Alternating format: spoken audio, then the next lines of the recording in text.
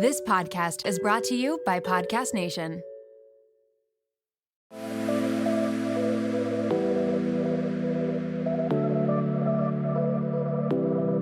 Welcome to Nirvana Sisters podcast, where we take the intimidation out of well-being and beauty to help you achieve your highest state, your nirvana. We are sisters-in-law and your hosts. I'm Amy Sherman. And I'm Katie Chandler. So let's get into some real conversation.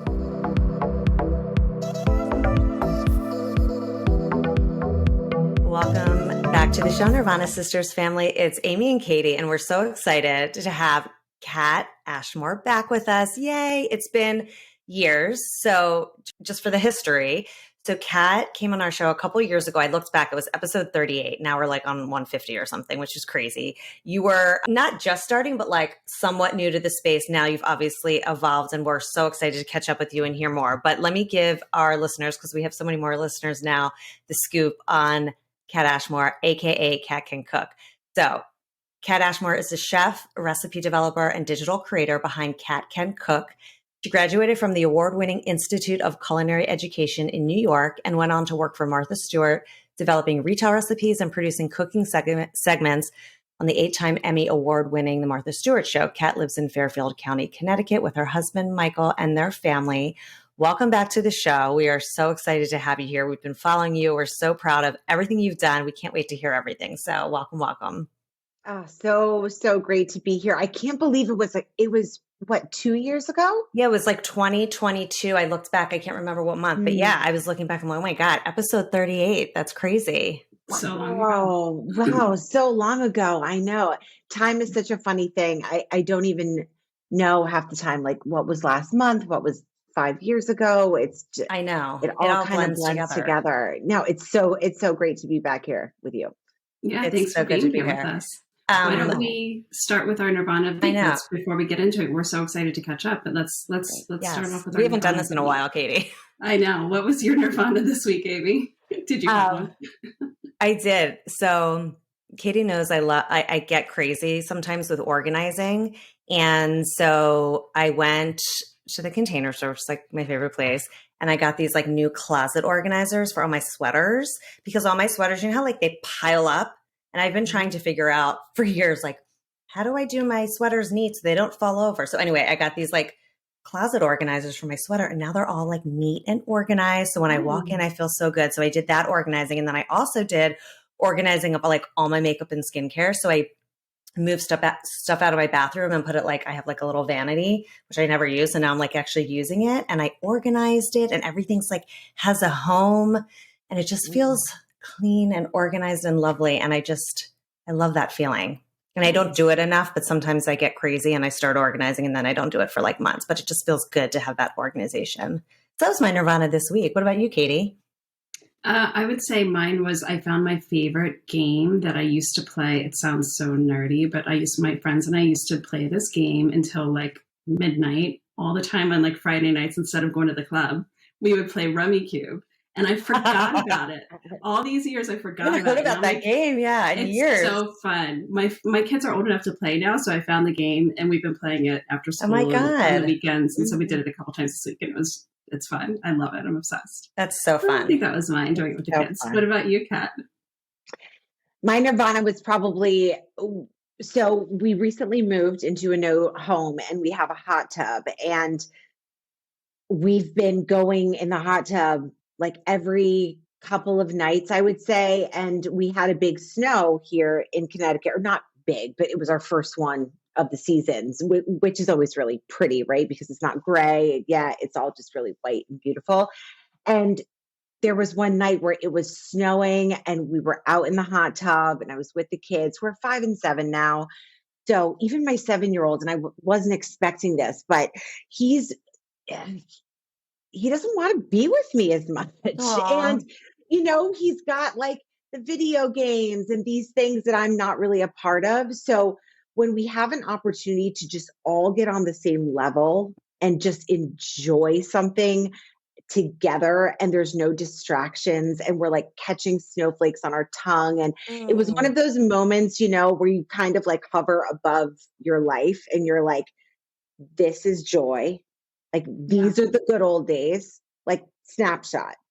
I love that. I just got chills. Yeah. It was very powerful, and then I was like yelling at them like 30 minutes Of later, course. but like for the moment, Right. it was pure bliss. And I just think it's so important to recognize those moments of like, this is happiness. This is happiness. It's so true. It's so Yeah, true. tuck it away somewhere, tuck it away and take it with Yep. you. Those moments are few and far between, I feel like, as they get older. Agree. Yeah, that's so good. And it's crazy because last time you were here, your kids were like really little. Yeah. Wild. Little. Okay. And that's when you had just gotten back to work. So that's circling back to your work. When we talked to you, you'd just kind of been in for, was it maybe a few months that you had done the transition into Cat Can Cook and really diving into your TikTok following and everything. Mm-hmm. And now here we are, huge announcement. Tell us all the things. Tell us the big everything. announcement. I mean, everything's great. It like everything is really great. It'll be 4 years this summer since I started creating on Cat Can Cook, but really, I would say 2021 that's the first year that I was able to monetize it all. It was the first year, I switched my website over from Squarespace to WordPress. Like I started to like actually make it a real business. Yeah. And so it hasn't been a long time, but so much has happened. And I feel like when you place yourself in the right position, sometimes the universe just kind of like works really quickly. And it's like, okay, she's here, she's ready. Like, let's go. Yeah, it's amazing. And it's so fun to just have watched you grow over these last few years and like, ta-da, hello, cookbook.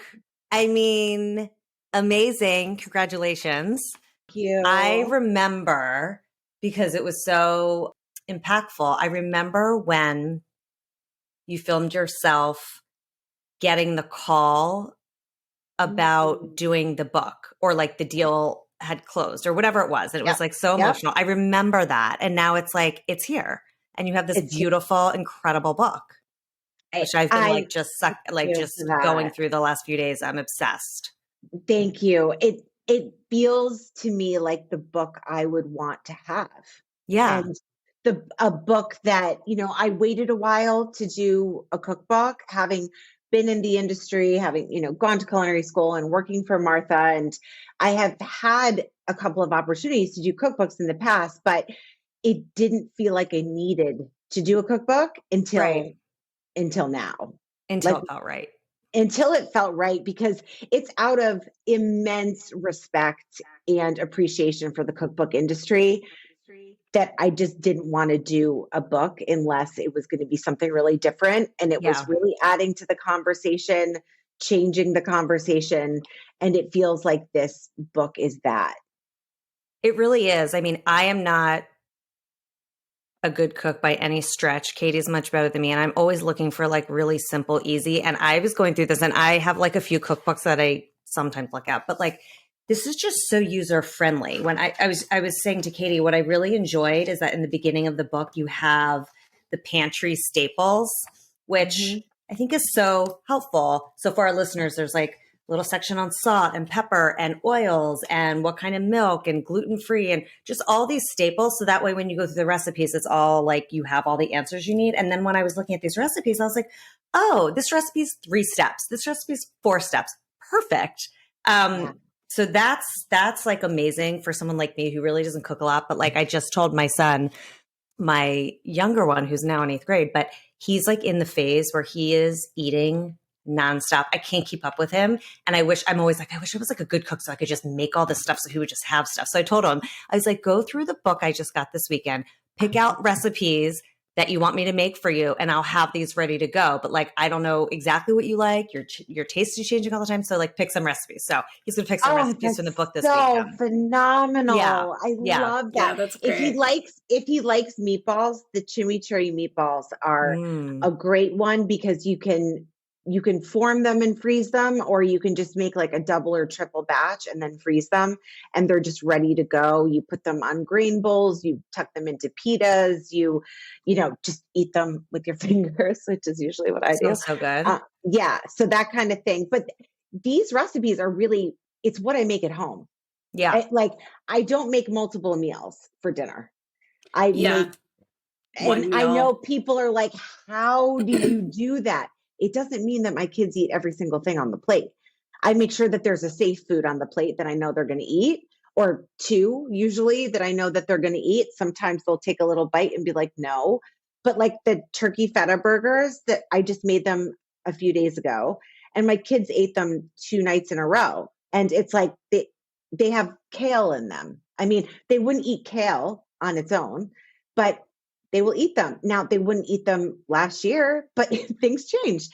So, those kinds of recipes I think are just so helpful. And it's really familiar concepts, right? It's just taken in a modern kind of unique direction, like the meatloaf, for instance. Like everybody knows meatloaf, but like this is just an amazing meatloaf with caramelized onions and horseradish, and it just like kicks up the flavor, and it's familiar, but it's different at the same time. It's not intimidating at all, which is why I like it. I find most cookbooks just like out of my reach. Like they're just too complicated, or just feels too like, it's very approachable, very, like I said before, like very user-friendly, not intimidating. Like it's fabulous. So what is there's like, how many recipes in here? Over 100, I think. Like what's your favorite one?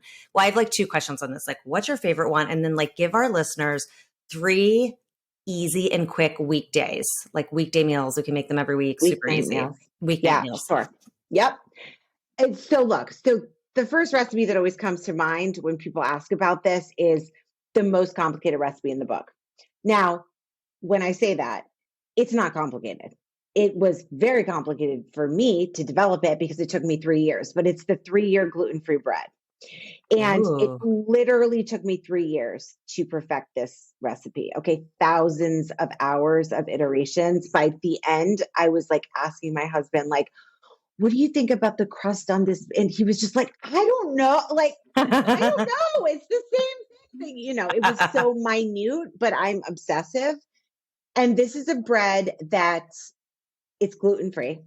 So yes, you buy some of the ingredients that maybe you don't have on hand, but like you buy them, you have them, you can mix the dough, you can bake it, and you can eat it in the same day. There's no overnight rest. So if you wake up on a Sunday, I make it every single Sunday. You wake up on a Sunday morning, you're like, I want fresh bread for dinner. You can have that. So that is a recipe that I'm really, really proud of. And people have been chomping at the bit to get this recipe. And it was the one recipe I knew I had to save. Yeah. Cookbook. I was like, this has to be in the cookbook.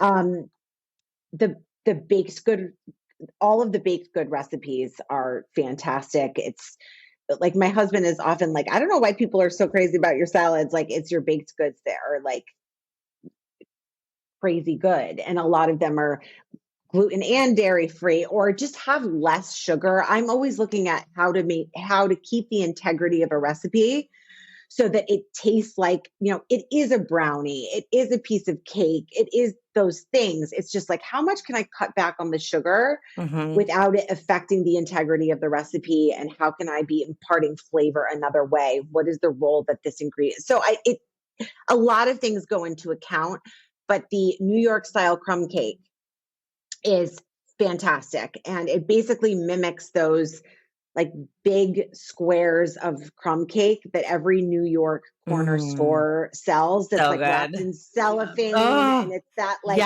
big vanilla cake with like the boulder sized crumb topping. Yes. And it's that. Looks great. Phenomenal. And any child will eat this, that's for sure. Yeah. I mean, it's just phenomenal.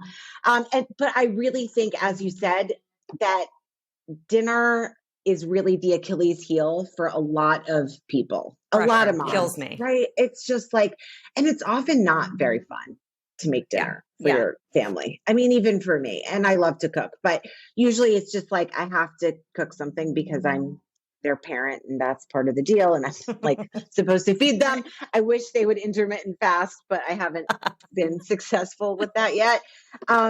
So when it comes to dinner recipes, so I've got 2 different chapters.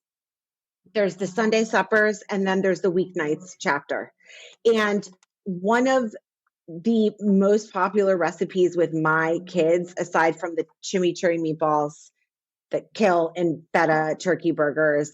Like they love the miso teriyaki pork tenderloin. Mm. And it's a really quick thing to make because pork tenderloin, it's, it's lean, it's not expensive, it is quick to make, and you just have this beautiful miso teriyaki glaze that is literally, I mean, how many ingredients? Yeah, I think it's 5 ingredients, and it's fantastic.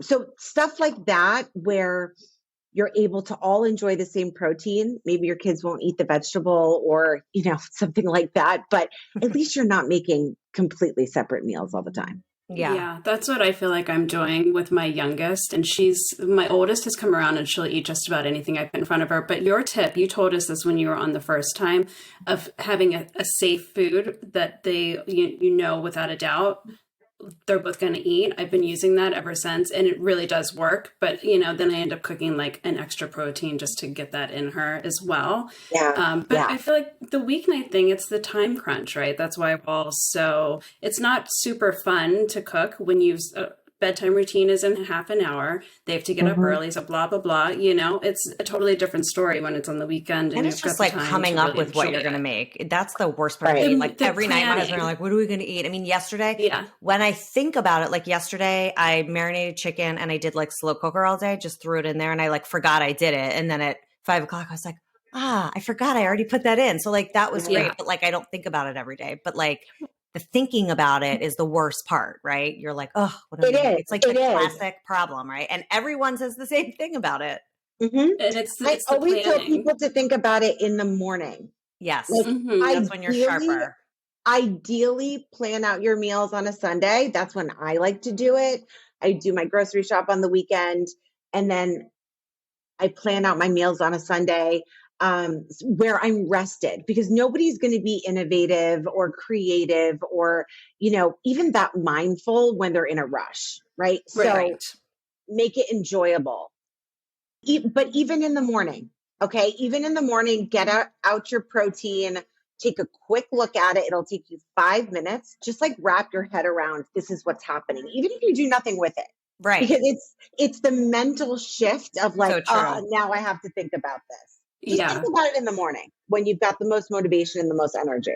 So true. Well, and that's what I love about in your book, that you hear staples, because if everyone has these in their pantry at all times, then when they're running low, that's an easy thing to add to the grocery list. And then you pick out a couple things to add to the grocery list, the proteins, vegetables, and you're set. I mean, sometimes the meal planning through the week, what I need to make those meals happen, it's overwhelming. So to be able to have something, to have your book where people don't use cookbooks as much as I feel like they used to. And it's all like Google and searching online and Pinterest. There's something so refreshing about having a book in my hand. I can open it up and I can say, okay, I need 1, 2, 3, 4, 5 ingredients. And then, I've got my pantry staples. It just simplifies the whole thing. I really love it. What is one of your favorite meals to cook when you have like all the time and you're enjoying it? Yeah. When I have all the time, I mean, that's more project cooking. So I love to do things that are just like slow cooked, that can kind of like bubble away. I love soups and stews because there's so many different directions you can take them in. They're all about building flavor, which is something I'm really big on. Like the whole soups and stews chapter is, I mean, I hope it's obvious that they're like knock out of the park good. But one of the things that my kids actually love are these slow cooked indoor ribs, because, and they could not, when I tell you, they are one of the easiest recipes in the entire book. Really? Because they literally cook themselves. Okay. So you are doing a combination. I've got spices here. I add a little bit of dark brown sugar. You've got paprika, oregano, garlic, onion, coriander, but you could use whatever spice blend you want to. You don't need to, I'm not dogmatic about what spices you use. And then the key is just cooking them low and slow. We're talking like 250 degrees for like 3.5 to 4 hours, and just forget about them. You take off the tin foil. You broil it on top. Slow cooked ribs? Yeah. Okay. Yeah. I mean, just so simple. So on a Sunday, and the nice thing about that is that when you've got something that you can just forget about, you've got mental energy and physical energy and time to maybe be a little bit more creative and make your own salad dressing, pair it with something else instead of like, I just have to like steam up some broccoli because I'm supposed to have a vegetable. Right. I love this all of fruit your recipe actually like doesn't look intimidating at all. Like this looks like, No. wait, I could make this. Maybe I'll make it this weekend. You're not inspiring me. intimidating. Yeah, it's not intimidating at all. I feel like all of your recipes are really approachable. I mean, as I'm flipping through, they're like 5 steps, 6 steps. Right. Again, 5 steps. I mean, it's really they're not something long, so you're not they're like, not long. You could do it with the kids. That is a huge part of the recipe development process for me is that much like Coco Chanel says, like a woman should accessorize and then take one thing off before leaving the house.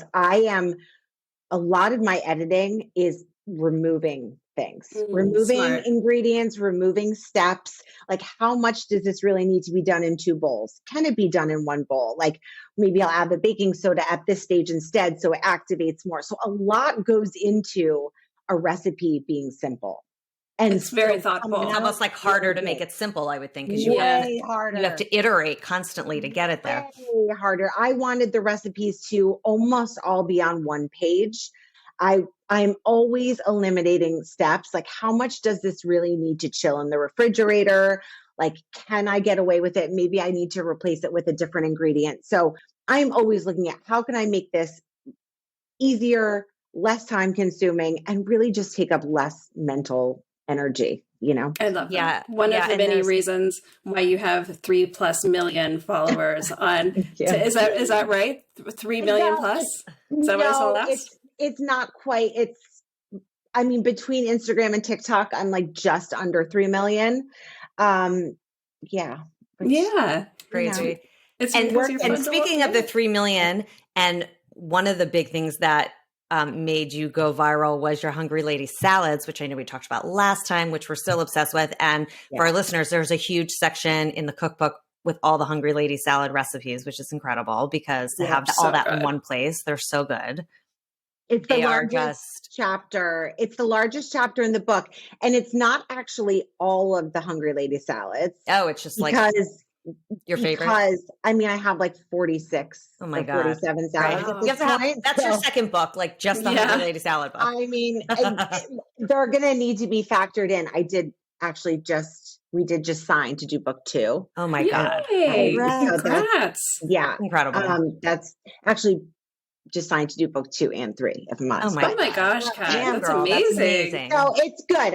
Yes, the orders have been so strong and the enthusiasm has been so strong that it's the way that the community has shown up. It's really our book. And I always say that, like, I am the voice, but you all are the microphone. I don't exist without, you get the message out, you get excited about it, or else I would just be like sitting in my kitchen, like dancing to my food without anybody there. So like, that's not quite as effective. But yes, so the Hungry Lady salad section. So the entire book is about 90% new recipes and then 10% fan favorite recipes. Great. The Hungry Lady salad section is 18 recipes. So 14 of them are brand new and 4 of them are fan favorite. Amazing. Nice. Great. Yeah. And those salads, like I know we talked about this last time, like you can make them and just have them for like like a couple of days, throw them on with your dinner, have them for lunch. Sometimes even up to a week. That's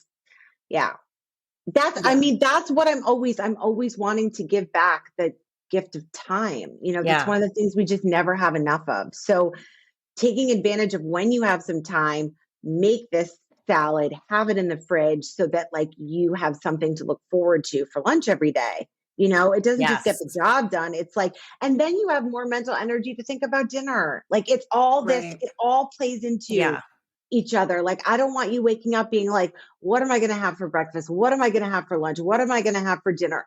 You're not going to do your best work that way. It's all laid out. Okay. So this book is truly gorgeous and stunning, like just the photos and the layout and all that stuff. What was your favorite part of like putting this together? I imagine it's such a creative and fun process, and I'm sure very, very grueling as well. But like, what was your favorite part of the whole experience?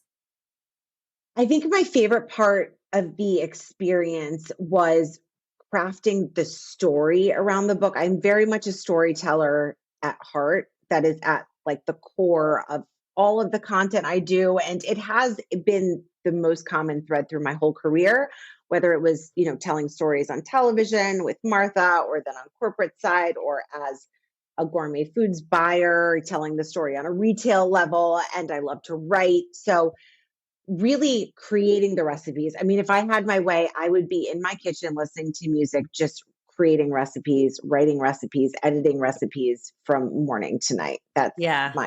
there's nothing I love more. And I look at every recipe like a story. Like there are different characters that you need that round out the story, and they bring out certain things in each other. And it creates this like holistic, rich story. So creating the recipes, and then also just like writing the head notes about each recipe, because my communication style is very personal. I want people to feel like they are at home with me, cooking with me. And I always love to read that in a cookbook. I want that personal element, Yes. because they're my favorite stories to read, even now.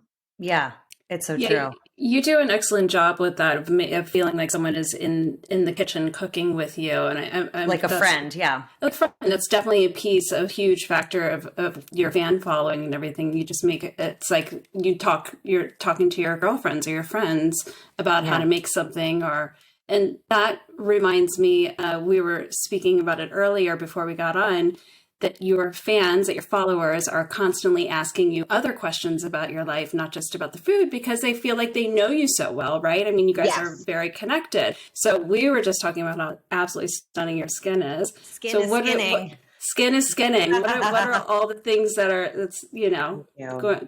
things going on in your life, like that gorgeous glowing skin? How are you getting it? What are you doing? Thank you. It's still I'm so grateful and humbled by, and I really receive all of the compliments that I get around my skin now, because I wasn't historically someone that was complimented on their skin. Like, not that it was like horrific at certain points. It just like wasn't that, it wasn't notable. And so it's really amazing. I do work at it. I mean, there's a lot that I do, right? So some people are kind of like, oh, that's too much. And it might be. I mean, for me, I really enjoy it. We need to hear the whole breakdown, because we love this. We need to hear every single step. I will give you the entire breakdown. Right, everybody listen in. Yes. I mean, take notes. So there's the topical stuff that I use, the products, and then there's the stuff that I use, and just lifestyle choices that help, right? Like, I don't drink alcohol anymore. That helps. Yeah. Like, that absolutely helps. Okay. So I'm just more hydrated on a regular basis. I eat a lot of whole foods. That helps. I drink a lot of water. That helps. I do a cold blast at the end of my shower for 60 seconds. So like as cold as I can stand it. That helps. Right. Like, I do transcendental meditation every day. That helps. Right. Like, stress all of it is reflected in your skin and in the way that you look, and the way that you feel is also reflected, right? So all of those lifestyle things matter. And then as far as like my skin routine on a daily basis, how much like into the weeds do you want me to get? Oh, we want the weeds. Like the weeds. Amazing. Yes. Okay. So yeah, because it's like a non-negotiable for me to do these things. So in the morning, I do my first skincare related thing I do gua sha every morning with a face oil. I am very like regimented with my mornings. I wake up very early, usually around 4:30, 4:45. I do like my workout in the mornings. First thing I have is 32 ounces of warm water with lemon and salt, like those types of things. I do my gua sha. That's the first skincare related thing.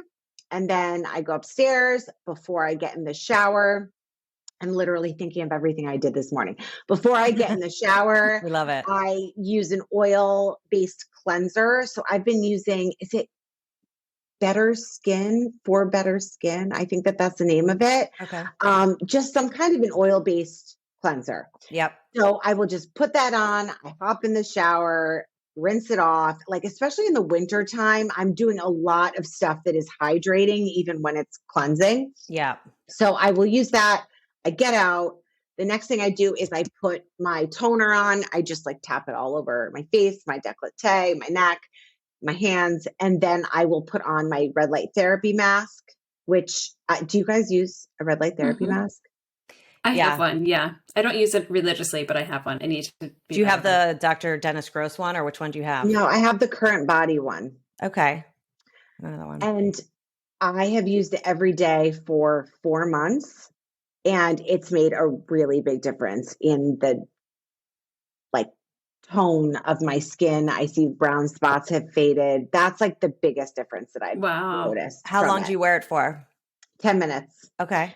So what I always do is I put on my robe, I put on the neck one and the face one, and then I do stuff. Like I pack the kids' lunches. I'm never just like sitting hanging out, right? Like Right. I'm always doing multiple things at once. So then I do that. I take that off. And then I use a serum. I usually use, so my friend Jenna launched a company called Bios. And so I don't know if you've seen it, BYOS. It stands for No. Ooh, I'll have to look it up. It's like a pink container, and it's basically like vitamin C and bakuchiol. Is it bakuchiol? I don't know. This is a new ingredient to us. Probably butchering it, but it's fantastic. It's kind of touted as like a retinol alternative. Got it. But I still use Tret every few days at night. Yeah. But it's just, I use some kind of serum. So I do my serum, and then after that, I will do my moisturizer. So I've been loving the Dermalogica moisturizer lately. It's fantastic. And then I spray the like a tanning spray, the Saint Tropez spray. Oh, yeah. Like that. So that gives you a really nice glow. And that's my morning. Is that like a crazy lot? And then I take my liquid collagen like when I go downstairs, which has like completely changed my skin. But that has mostly just changed the skin from like, it's almost like a balloon was blown up in my skin. Yeah, it's like plump. Very much so. Okay, So and then nighttime. And then we'll talk about the collagen because I want to hear about the collagen too. Okay, so what's the nighttime routine? Nighttime routine is I will do, so I take off my makeup with either LMS or again, like an oil based, and I've been using the Dermalogica pre-cleanse lately that I love. I love Dermalogica products. They sent me a bunch of stuff to try. And so I've been using the pre-cleanse and I absolutely love it. It's really light. So I take that off, and then I do a second cleanse with just like a Cetaphil or something like gentle, but like a proper cleanse, right? Like a double cleanse. Yep. Yep. And then I switch it up a little bit where every few days I will use the P50 by Biologique Recherche, which is like great. It's strong. Yeah. So I do that like every few nights, I would say. I don't use that if I'm using tretinoin that night. I do Tret like every third night as well. But one of the things that I swear by is it's called Ialucet, and it's a French name. I just ordered it. Ooh. Yes. What is it? Use it every single night. It's unbelievable. Do you know how to use it? No. I don't even know what it is. I was going to do my research before I came. I ordered it like yesterday.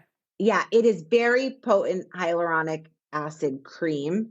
Okay. That is a treatment. So it won't like burn your skin or anything. I mean, it's like a very nourishing treatment, but you basically put it on damp skin. So I will do that like right after I have the toner. I'll just put a little bit of water on my skin, take like a good size amount. It's not expensive, which is part of why I like it, because sometimes I feel like if something's too expensive, I don't want to use a lot of it. So it's like you can use a good amount, and I just put it all over my face to the point where it looks pretty white still. And then I will just take a little bit of a thick moisturizer like Egyptian Magic or something like that. And then I just like I kind of slug it in that sense. And you wake up with the most moisturized, glowy skin. Yes, that's what I heard. Phenomenal. I'm a big fan of like French pharmacy skincare. Same. Katie was just talking about that. Yeah. Okay. I need to order that. It sounds amazing. So do you do that when you put tretinoin on, because I use tretinoin as well. Like, is it you do that on top of the tretinoin? So I do. Okay. Some people say not to. You hear different things from different people. Works. I think you have to be your own physician. And you have to play with your skin. Yes, exactly. Yeah. I do. I find it very, very nourishing. And I'll do a face mask like maybe once a week. Yeah.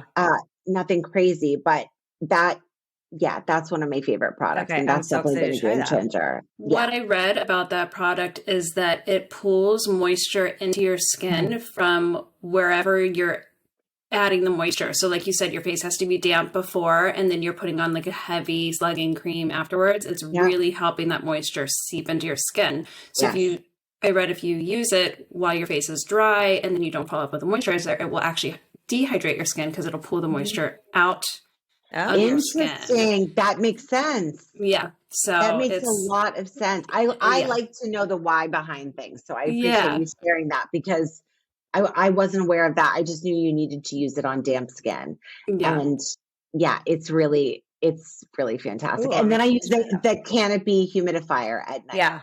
Oh, nice. Yeah. We have that too. So I use that every night as well. I love that you just gave us the whole like nitty gritty detail, because we love that. I am like the opposite of a gatekeeper. Like I will share everything, like whether you want to know it or not. So I ordered the collagen because I had seen you talk about it so many times, and I was like, I need to order this. And obviously your skin looks amazing. So I just started it. Like, I haven't been super disciplined, but lately I have been, but I got it maybe like a month ago. So I don't, I know you said you have to do it for like a few months for you to like start 3 or 4 months. I would say. Yeah. I mean, it worked for me quickly. It was like within the first 5 weeks, I would say. Okay. Everybody started commenting on it to me. Wow. Like my followers, like I wasn't planning on even sharing it for 3 months. Yeah. But people were like, what are you, asking all of these questions. And now, and you just do like the 2 teaspoons in the morning, or 2 tablespoons in the morning. 2 tablespoons every morning. My husband takes it now. My mom takes it. Wow. She's 75. Which collagen is it? For me, it's been this. It's Modere. Okay. And if you see like the before and afters, my collagen highlight, it's like comical. No, I watched it. I was like, before I bought it, I watched it. I'm like, this is incredible. I mean, it's what, and like do you use the plain one, or do you use the like, I got the one that you recommended, like the plain one. It kind of tastes like pure. It's like a kind of like tart almost. Yeah, it's not bad, but there's also flavored ones. Do they kind of work the same? Yes. So they're all the same amount of collagen. Yeah. But like it also has hyaluronic acid in it too, right? So it's like you see a lot of these same ingredients. It's just like, I mean, the collagen's expensive, but you get what you pay for. Like I use less Botox now, and I don't use any like eyelash serum anymore. Like, oh, really? So it's affecting like your hair growth? Oh, yes. Wow. What good for nails also, right? Like the strength of your nails. And joints. My husband takes it because of his joints. Like he has no shoulder pain for the first time in like 15 years. Wow. So it's great. Yeah. It's really good. Right. I mean, I'm ordering. I get offers. I get like brand deal offers from different supplement companies and stuff like that constantly. I'm going to be very selective with who I work with, because I don't want to be doing a million different things. Like I want to be doing stuff that works. And we trust you. I also bought the walking desk, like not the walking desk, the treadmill from you. Yes. And it's so funny because I had been researching for a while, and then I like forgot about it. And then I saw yours. I'm like, I'm just getting the one that she recommends because I know it's good. And that's been so nice, just to not be sitting all day and just like walking during the day. So that's great. Cause I've noticed like, obviously you have so much content around cooking, but now you have a lot of like great lifestyle content. Like I'm wondering, I'm like staring at your sweater/sweatshirt. I'm like, is that an Amazon, or is it like where you get it? Like, I love it. This is Dudley Stevens. Okay. But it's, it's the kind of thing where I think very much like Martha in a way, like she started out in catering, and then she became a lifestyle brand. And I've always operated in the sense where I am going to listen to what people want from me. And Yeah. I'm not gonna sit here and think I know what people should want to see from me. I'm gonna talk about, I mean, like I'm very passionate about the things that I believe in and like creating a life that I'm excited to wake up to every morning. So I talk about it all. I talk Good for about it you. all. Love it. And I'm It's kind of like, working for you, if obviously. like, there are so many food creators and there are so many websites, Food Network, New York Times Cooking. If you just want recipes, go there. Like Yeah. the only thing that's really different about what I do is that I'm doing it. So my content is very personality forward. Like And people, that's the best. people are making better food than me. People are taking better photos than me. People are putting together better outfits than me. But like, I'm the only unique thing about my brand. That's right. That's That's right. it. And you know what? I always like to follow people like you that have a specialty, right?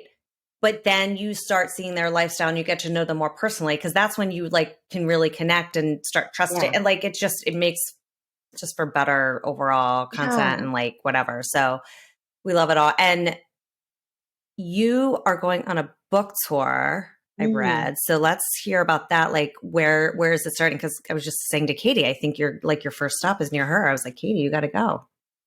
Yes. So the first event is going to be the 23rd in Madison at RJ Julia. And January then 23rd. Okay. and then it rolls out where I'm going to be in Danbury at Barnes and Noble there. I'm going to be at the Del Mar in Greenwich for a really fun event. And the Kitchenette Lascaux is going to be making a few of my recipes for the appetizers from the book. So it's really fun. And then I'll be traveling a bit where I'll be in Rhode Island at the Williams Sonoma in New York, at Columbus Circle, Boston, Dallas, Texas. I'm going to be hosting an event with my friend Alex from the Defined Dish. And we're going to be hosting an event together. And then Houston and more stops may be added. But I have the full list on both my website and my Instagram. Okay. Yeah, you need to come That's to so DC. exciting. Yeah, I know. I'm actually surprised that we haven't prioritized DC yet. I mean, a lot of it is just based on analytics, right? And where your And demographics where are showing people are. Yeah. most people are. But I know that we've got a lot of people in DC for sure because Okay. a Well, lot if of you people come, are let me know. commenting. I will. Yeah. I will. Definitely. I can interview you live. We could do a Nirvana I would Sisters love live. And we take some that. Q&A from the audience. You see what I'm saying? Oh, I got to love take care of. that. One other thing I wanted to mention, I know we talked about it last time and you mentioned it recently somewhere, and I, again, always think of you about this, like, what can I add to my plate? Like that philosophy. Yeah. So like if I'm making a salad or I'm making like yogurt in the morning, I think to myself, like, what can I add that's like healthy, that's going to satiate me? Like, can I add nuts? Can I add whatever? And like, that has stuck with me. I think it's such a good tip.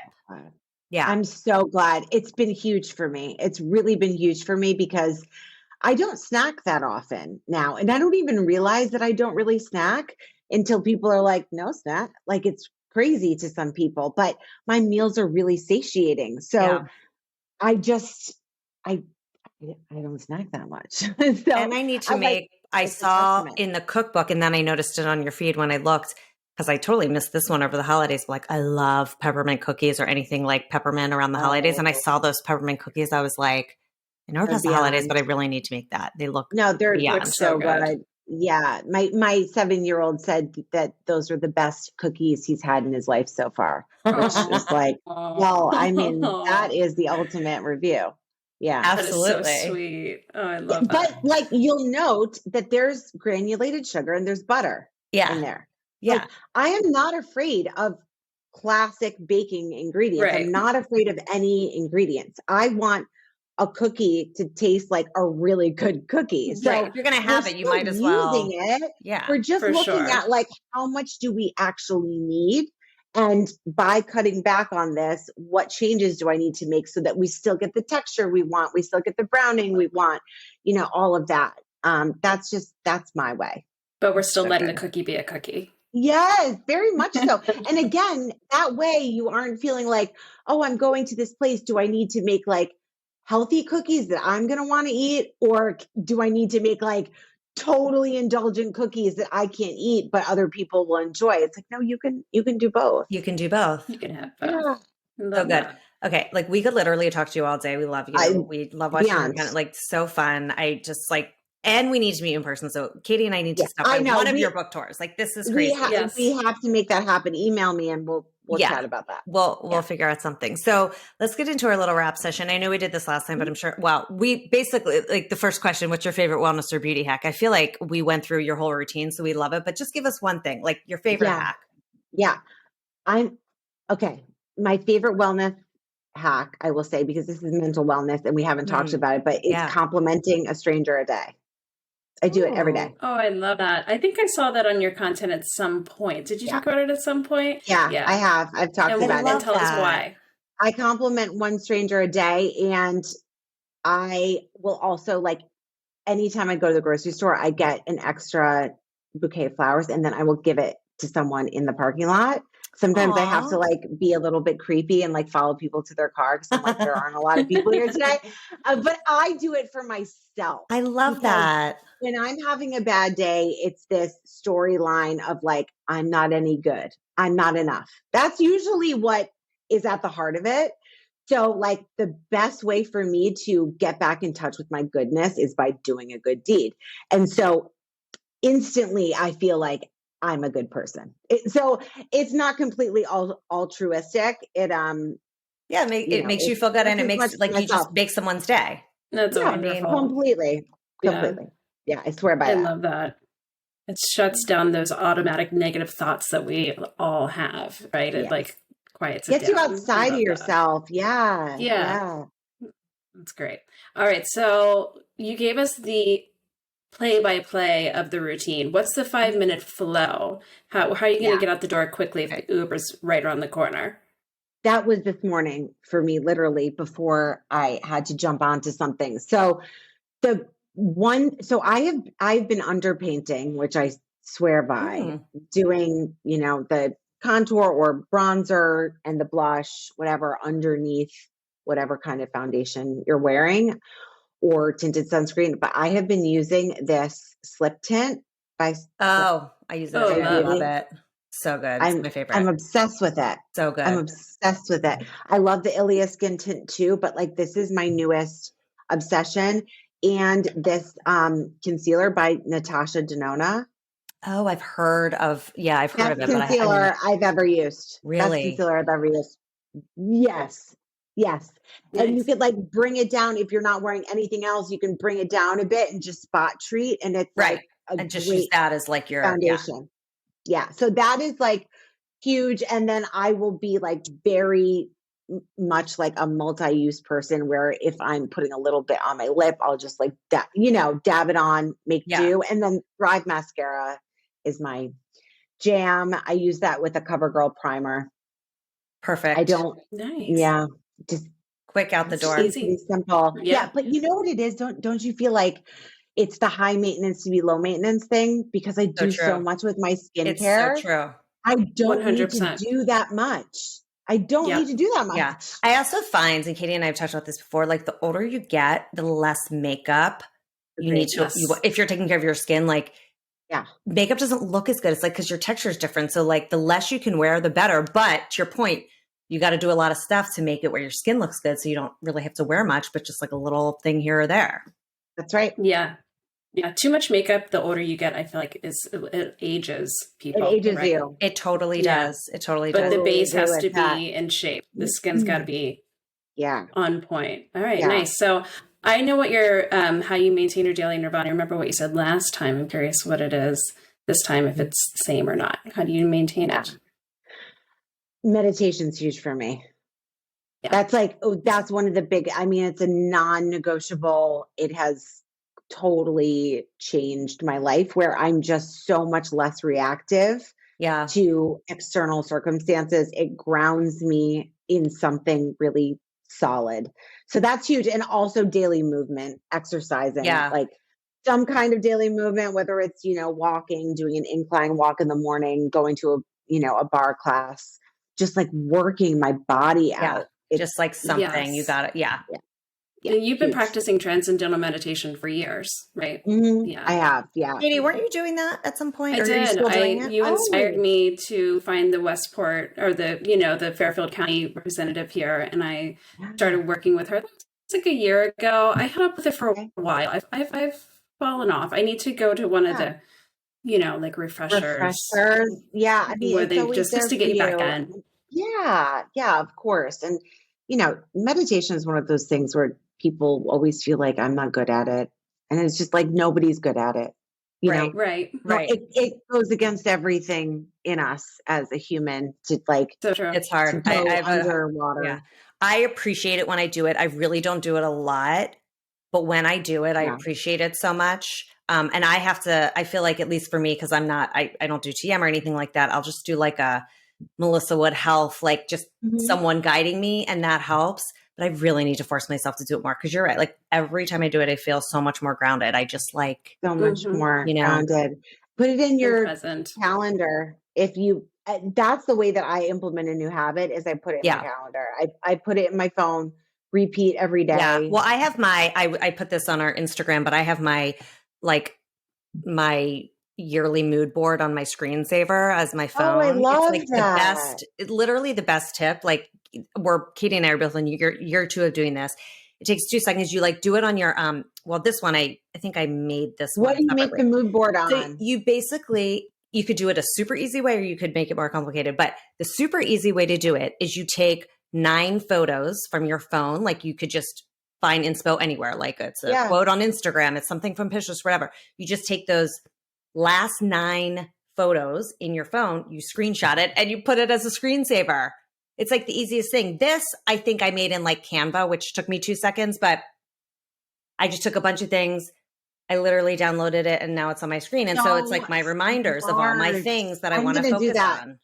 I'm writing it down. It is the best, because every year I always have these things, and it's like I write it down and then I never look at it. And this is like, I started doing it with like the 9 photos, but then I was like, wait, I want to add more things. So then I, of course, like wanted to make a fun collage. But the easiest way is just like take a screenshot of those last 9 photos, or 12. I don't know if it's 9 or 12, whatever it is. I just wrote it down. Yeah. I love that. Yeah. We want to see yours. So it's fabulous. Yeah. I love it. And there's this quote on here that I had last year, and I carried it over to this year. And my husband was like, will you send me that quote? Which was so cute. Oh, I love that. And the quote is, and it's by this person, Judy Holler, who's actually she's like a keynote speaker. I've just been following her for years. And the quote is, assume the best will happen, which I love, because how many times are we always like, oh, like you always think negative. You're like, oh, what if this happens? What if this happens? Da, da, da. My husband's like very skeptical about everything. So like he saw that quote and he was like, oh, can I have that? And I was like, yeah. I mean, the fact that he's open to that too, the fact that that's so it's like such a good thing to think about, because there's so many times, right, where you're like thinking through something, and then sometimes I'll just change my mindset and I'll be like, but what if this happens instead? Even with my kids, like a basketball game. Well, what if I do bad, or what? But what if you don't? What if this happens? Right? It's like it's such that mind. If you're going to spend time projecting the future, you might as well do it positively. Project for what you want. Yeah. Yeah. For sure. Yeah. Exactly. I love that. Yeah. Anyway, well, like I said, we could talk all day, but this has been so good. Thank you for your time. We're so excited for you. Everybody check out Kat Ashmore's book, Big Bites. And of course, she's on Instagram and TikTok and all the things. We love it. We love you. Thank you so much for coming back. Congratulations on everything. And we will chat soon. Can't wait. Thank you so much for having me.